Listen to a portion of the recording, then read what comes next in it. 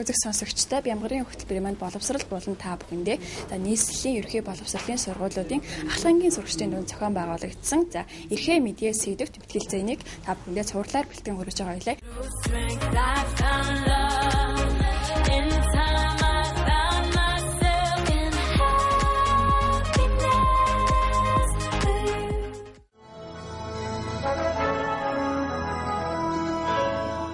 Энэ удаагийн дугаарт оюун ухаанаа уралдуулсан мэтгэлцээнийг хүргэхээр бэлтгэлээ. Эхний тоглолтод хүний эрхийг таниулахын тулд бүх ард түмний бус цөөнхийн манлайлал чухал гэсэн шийдлээр тоглоно. Нийслэлийн ерөнхий боловсролын сургуулийн ахлагангийн сурагчдын дунд зохион байгуулагдж буй энэхүү мэтгэлцээнд хүний эрхийг таниулахын тулд бүх ард түмний бус цөөнхийн манлайлал чухал гэх шийдлийг санал болгосон нь хүний эрхийн түүхийг бүтээхэд хувь нэмрээ оруулсан хүний эрхийн хамгаалагчид тэдний амьдрал тэмцлийн талаар хүүхэд залуучууд хэрэг мэддэг. Хүний эрхийн хамгаалагч гэж хэн бэ? Ард иргэд эрхээ бодиттой эдлэхийн тулд төр засаг, нийгэм, хувь хүн ямар үүрэг гүйцэтгэх талаарх мэдлэгийг хүүхэд залуучуудад олохыг зорьсон юм а.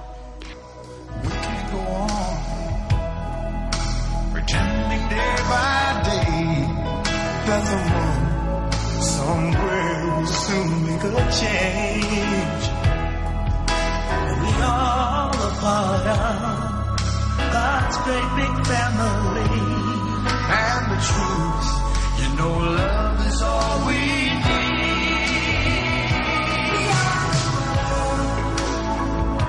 We are the children.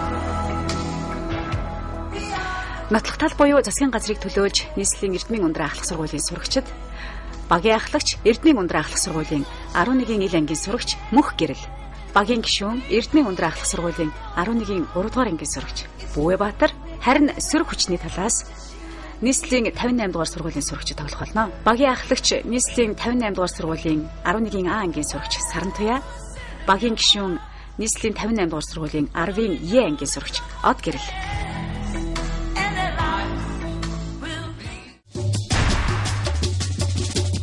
Эхний аргумент болох гарангаа хүмүүс амжилтанд хүрдэг гэдгээ бид нар баталж байна. Аргумент 2-оор та бүхэндээ танилцуулъя. Гарамгай хүмүүс удирдах зохион байгуулах авьяас чадвартай байдаг. Авьяастай хүмүүс маань өөрсдөө удирдан зохион байгуулах чадвартай байдаг.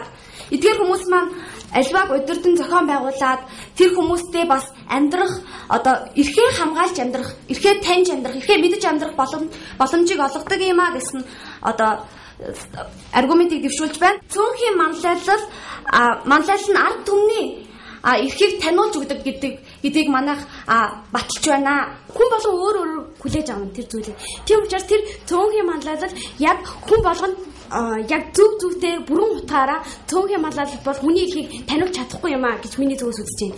За манай багийн дэвшүүлэх хамгийн ихний аргумент бол хүн бүрийн үзэл бодол өөр байдаг. Хүн болгон нийгэм тэр тусмаа бид нар арчилсан нийгэмд амьдарч байгаа. Арчилсан нийгмийн үед үзэл бодлоо илэрхийлэх хэрэг гэдэг бол хамгийн чухал байдаг. Хүний эрхийг таниулахын тулд шүү дээ. Хүний эрхийг таниулахын тулд заавал цөөнхийн манлайлал чухал биш юм аа. Засгийн газрын гишүүн Бүвэбаатар байна.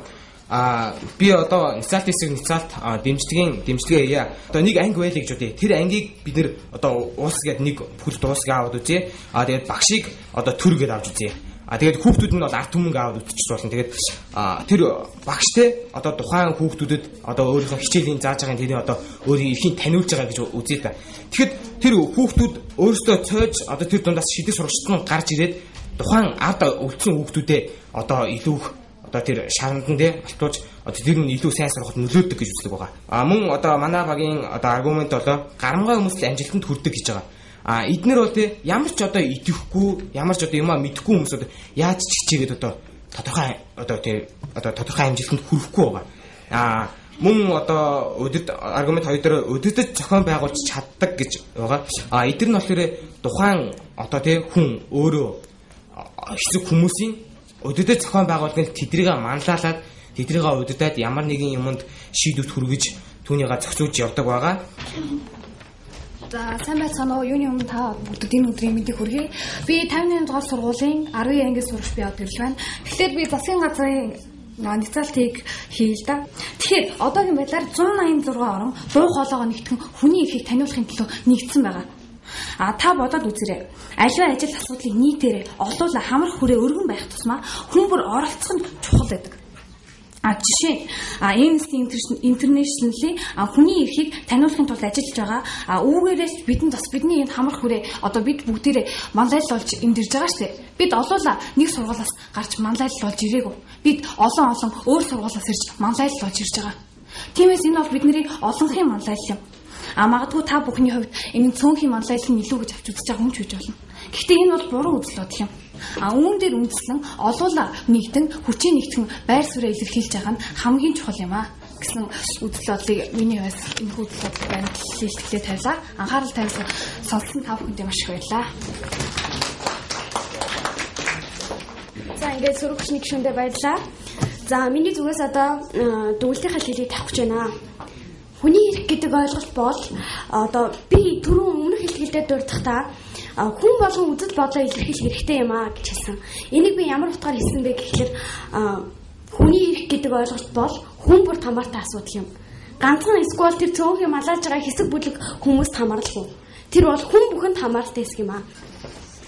За сүр хүчнийхээ удирдагчд баярлалаа. Цөөнхийн манлайлал гэдэг маань тэр цөөн хэдэн хүмүүсийн хүсэл сонирхол юм эсвэл цөөн хэдэн хүмүүсийн одоо бодол юм гэж бодож болохгүй маа. Цөөнх бол ганц хүн биш юм гэдгийг дахин давтаж хэлмээр байна. Тэгж ойлгох нь өөрөө маш өрөөсгөл хэрэгсэл юм одоо өрөөсгөл зүйл юм гэдгийг сануулъя. За ингээд миний илтгэлийг анхаарал тавьж сонссон хүмүүстээ бүгдэнд нь баярлалаа. Тэгээд сүр хүчиндээ бас маш сонирхолтой илтгэлийг гаргаж ирэхэд одоо тусалсанд баярлалаа гэж хэлье. За баярлалаа.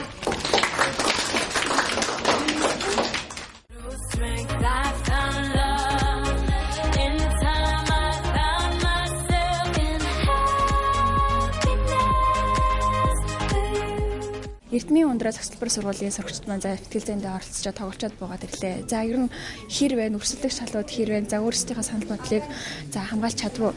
Манай хувьд бол өрсөлдөгч маань маш чанга байлаа. Гисэн хэдий ч бид нар бол өөрсдийнхөө одоо энэ байр суурин дээр хатуу одоо зогсож чадсан болов уу гэж бодож байна. Ерөнхийдөө яг энэ залуучуудын хувьд юм бол нэлээд сайн бэлдсэн байна. Үг ярианы хувьд чинь урд нь залуучуудад шийдлийг ерөнхийдөө бас ерөнхий байдлаар танилцуулсан байсан байна. Тэрнийхээ дагуу бас сайтар бэлдсэн байна. Зарим залуучуудын хувьд юм бол яг бэлтгэх чадвар дээр жоохон анх удаа гэдэг ч юм уу тийм ээ дуршлагын хувьд жоохон тааруу байна. Зарим залуучуудын хувьд юм бол маш сайн ярьж байна. Маш үндэслэлтэй, маш зохион байгуулалттай, жишээ баримт төр мэдээллүүд тэр үед чинь нотлохоо бүх зүйлүүдээр бол маш сайн тоглож байна. Үнэхээр одоо жишээлбэл яг үеийнхэн дундаа гэж хэлэхэд бараг оюутнуудтай мэтгэлцэхээр тийм хэмжээний залуучууд бол энэ байна.